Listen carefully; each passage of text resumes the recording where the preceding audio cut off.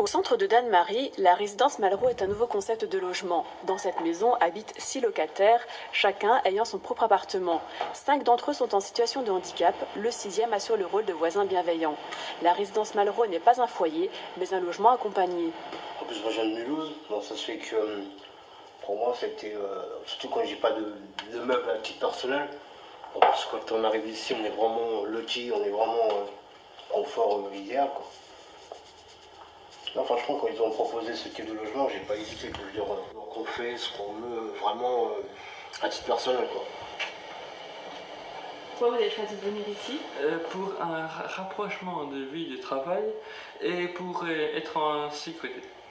Chaque personne a des besoins d'accompagnement qui lui sont propres, qui ne sont pas forcément des besoins d'accompagnement 24 heures sur 24, bien au contraire. Ludivine est psychologue et Amandine psychomotricienne. Aujourd'hui, elles ont rendez-vous avec Nicolas. On va faire un petit questionnaire. Et j'interviens à la résidence Malraux où je rencontre les locataires et Nicolas, on se rencontre tous les 15 jours à peu près pour un suivi psychologique. Et puis dans la discussion, on a évoqué un petit peu des particularités sensorielles. Donc j'ai demandé à ma collègue de venir faire un profil sensoriel avec Nicolas. Kevin habite à la résidence depuis 1 an. Il a pu ainsi quitter le domicile familial. Quels sont vos projets ici? De me faire à manger. D'apprendre à faire à manger?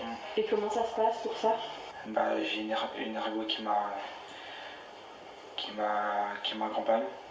Suivant le projet de vie de la personne, des professionnels en libéral interviennent à domicile pour que petit à petit le locataire devienne autonome. Idéalement, être en logement accompagné, c'est une transition. Une transition vers quoi?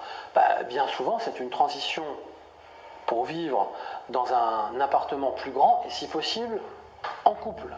La résidence a cette double vocation, apprendre l'autonomie et pouvoir mener une vie sociale en dehors des institutions.